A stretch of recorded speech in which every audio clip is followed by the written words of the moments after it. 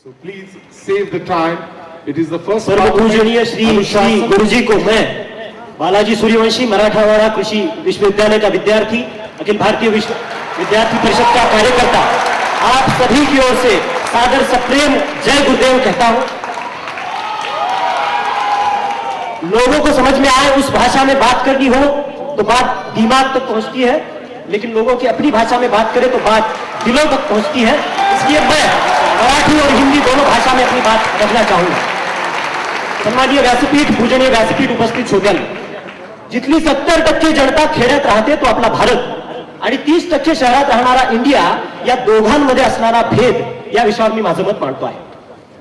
खेड्यांचा विकास म्हणजेच देशाचा विकास हा महात्मा गांधींचा विचारच मागे पडल्यामुळे गेल्या 60 वर्षांच्या स्वातंत्र्यामध्ये सगळं काही आमच्या हाती असून काय प्रकारचा समाज आम्ही निर्माण केलाय।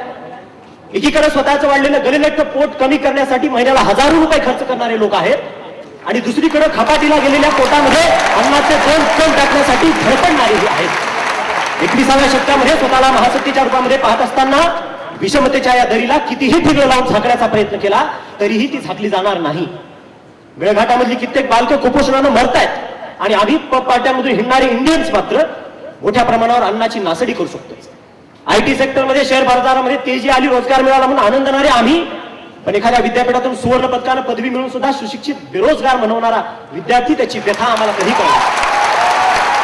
आजही कित्येक गावांच्या मध्ये दलितांना असणारी मंदिर आणि पाणवठा प्रवेश बंदी, किंवा कित्येक शहरांमध्ये तासनतास स्विमिंग पूल मध्ये डुंबणाऱ्या आम्हा इंडियन्सना ते कोणी सांगावं की मृग नक्षत्रावर पाऊस पडत नाही तेव्हा आणि मैलगंती भटकंतीनंतर एक हंडा पाणी मिळत नाही तेव्हा त्या पाण्याची किंमत काय असते। वीज प्रकाशाच्या झगमगाटामध्ये राहणाऱ्या आम्हा शहरी इंडियाला हे कोणी सांगावं की वीज निर्मिती प्रकल्पाचं प्रदूषण झेलणाऱ्या ग्रामीण भारताला 18 तास लोड शेडिंग सहन करावी लागते। हा भेद कधी संपणार मित्रों?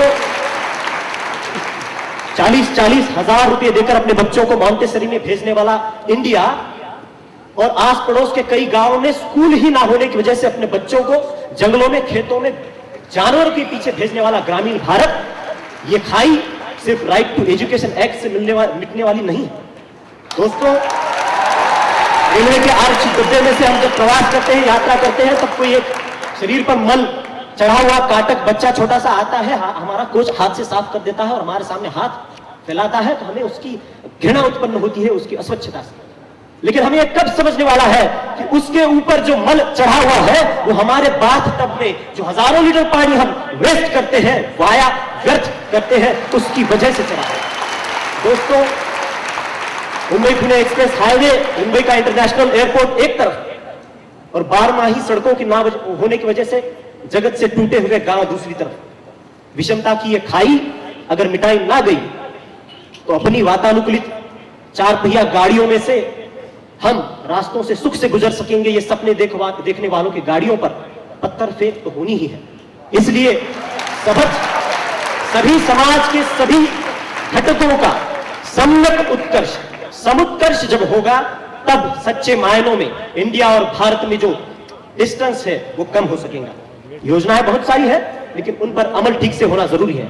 लाखों रुपए की धरण परियोजनाएं हमने बनाई है, लेकिन उनसे जो वाटर सप्लाई की पाइपलाइन चल रही है उसमें अगर जगह जगह पर लीकेजेस है तो वो लाखों रुपए व्यर्थ है।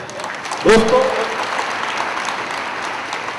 अगर देहातों में रास्ते, बिजली उपलब्ध कराई जाए तो किसको शहरों में आकर रहने की हौस है। आखिरी में एक ही बात विश्वास मांगरी पाटिल ने जो कही थी वो मैं कहना चाहूंगा कि एखाद्या गावामधला दरोडेखोर पोलिसांचा पाठलाग चुकवण्यासाठी 2.5 तासामध्ये सलग 54 किलोमीटर धावू शकतो, तर तो आपल्या देशाला ऑलिम्पिक मध्ये पदक का नाही मिळवून देऊ शकत? म्हणून या खेड्यापाड्यातल्या टॅलेंटला शहरी इंडियामध्ये सर्च केलं तर आजीबाईच्या आयुर्वेदिक बटव्यासारख्या शेकडो बाबी देशाला प्रगतीपथावर नेतील। अन्यथा हाई जर दरी वाढत राहिली तर ती दरी वाढणं तुम्हाला, आम्हाला, या देशाला परवडणार नाही। जय हिंद, जय महाराष्ट्र। आप सबको पता है कि आपने जिन्होंने रजिस्ट्रेशन किया है उसमें से 22 गिने चुने ये मोती है जो आपके सामने हर एक विषय पर बात करने वाले हैं। आर्ट ऑफ लिविंग के जाने माने जगत गुरु श्री श्री रविशंकर जी, इनको बुलाने से पहले मैं एक सिर्फ वाकया कहता हूं। हमारे संतों ने बहुत सारा वांग्मय लिख के रखा है, उसमें सूरदास जी ने एक बहुत अच्छी कहानी लिखी है कि एक बार बांसुरी को और राधा को मिलने का समय आया और राधा को असूया हुई कि बांसुरी इतनी नजदीक रहती है कन्हैया के, मुझे वो भाग्य नहीं है। और फिर बांसुरी ने कहा हुआ उत्तर सूरदास जी ने लिखा है। सूरदास जी ने कहा है, बांसुरी कहती है, प्रथम त्यज दियो सुंदर बांस झाड़ियो, मेरा सब बन छोड़ के आई मैं, तन कटवायो मन कटवायो, मुझे छील के ले लिया मैंने उसके लिए, उसका प्यार में जाने के लिए। ग्रंथि ने ग्रंथि मैं छिदवायो, तब जाके कही अधर लागत, मोहन मुरली बजायो। मैं रिक्वेस्ट श्री श्री रविशंकर जी।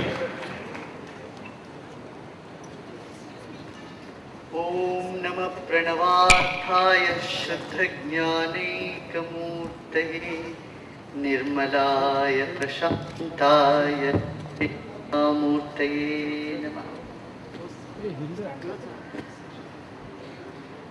काश हमारे पार्लियामेंट भी दिमाग की बात छोड़ के दिल की बात ऐसे करने लग जाए।